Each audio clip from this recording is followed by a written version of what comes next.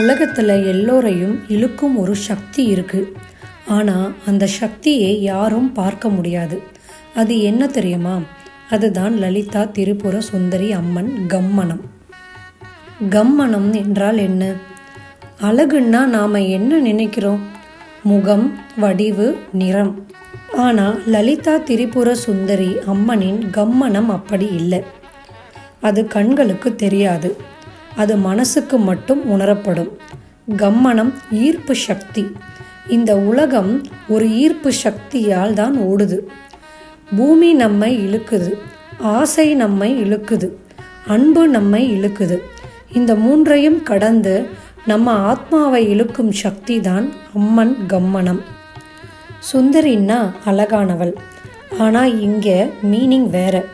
Sundaram pure உணர்வு, சுந்தரி அந்த உணர்வை வெளிப்படுத்தும் சக்தி.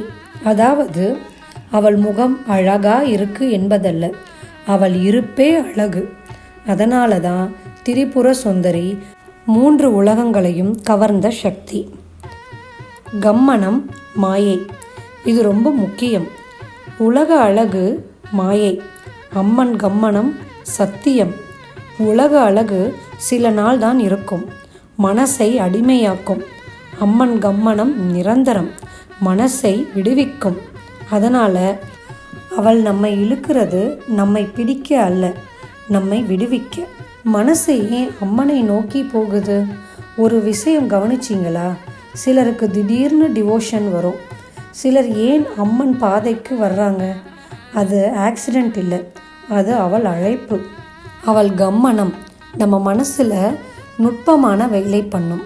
முதலில் கியூரியாசிட்டியை ஏற்படுத்தும், அப்புறம் அட்ராக்ஷன் வரும், அப்புறம் டிவோஷனல் ஃபீல் கிடைக்கும். இறுதியில் அவளிடம் நம்ம சரண்டர் ஆகிடுவோம். கம்மனம் எப்படி வேலை செய்கிறது? அம்மன் கையில் இருக்கும் சிம்பிள்ஸ், பாசம், அங்குசம். இதுக்கு டீப் மீனிங் இருக்குது.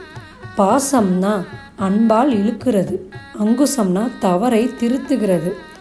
அதாவது அவள் நம்மை காதலால் கட்டுவாள், டிசிப்ளினா எலவேட் பண்ணுவாள். இதுதான் டிவைன் அட்ராக்ஷன். ஆன்மீக ரகசியம் இப்போ மிக முக்கியமான ட்ரூத். நாம் அம்மனை தேடவில்லை, அம்மன் தான் நம்மை தேடுகிறாள். அவள் கம்மனம் நம்மை உலக ஆசையிலிருந்து நம்ம உள்ளேயே இருக்கும் பரம்பொருளுக்கு இழுக்குது. அதுதான் மோட்சம், ஆன்மீக விழிப்புணர்வு. லலிதா திரிபுர சுந்தரி அம்மன் அழகு கண் பார்க்கும் அழகு இல்லை, அது ஆத்மா உணரும் அழகு. நீங்கள் அவளை ஒரு முறை உணர்ந்தீங்கன்னா உலகத்தில் வேறு எதுவும் தேவையில்லை. எங்கள் வீடியோவை பார்த்ததுக்கு மிகவும் நன்றி.